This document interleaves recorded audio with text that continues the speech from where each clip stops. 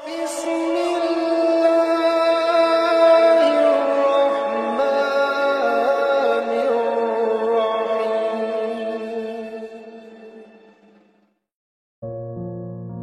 Abbas sesibuk-sibuknya itu masih berpikir investasi.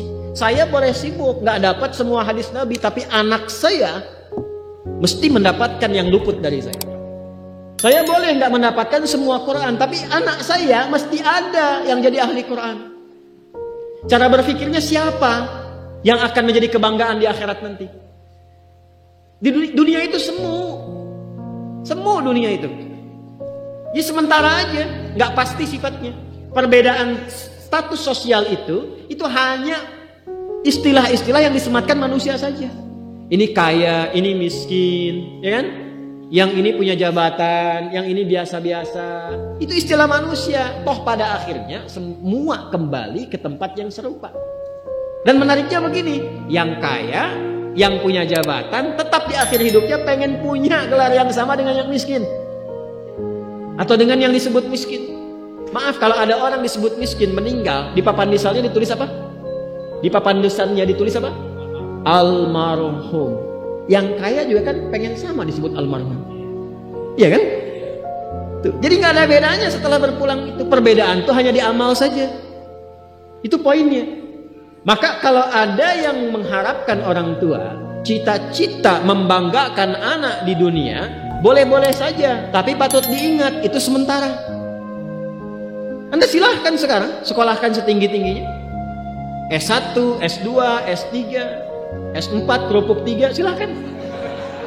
Mau dalam negeri, luar negeri, mau di Nagreg, mau di California, mau di Chicago, di Chicago, di Singaparna, Singapura, silahkan. Itu pilihan. Tapi saya cuma mau katakan begini, itu sementara. Dan persaingannya tidak istimewa. Karena janganpun Anda yang beriman, yang belum beriman pun bisa melakukan itu. Apa yang dikira yang hebat matematika itu anak Anda saja. Anak orang lain pun bisa. Halo? Apa Anda kira yang jago fisika itu anak Anda saja yang beriman? Yang belum beriman pun bisa. Ya. Jadi perlombaannya itu rata semua. Dan gak ada yang istimewa. Kadang-kadang bingung ya. Kenapa sih yang di dunia itu terlalu diistimewakan gitu? Mengistimewakan yang hilang itu gak ada kerjaan. Mengagungkan yang hancur, yang sifatnya fana, rasanya biasa. Apa yang mau dibanggakan sih?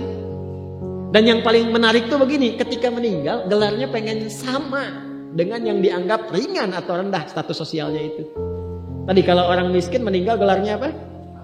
Ternyata yang kaya pun pengen sama almarhum juga.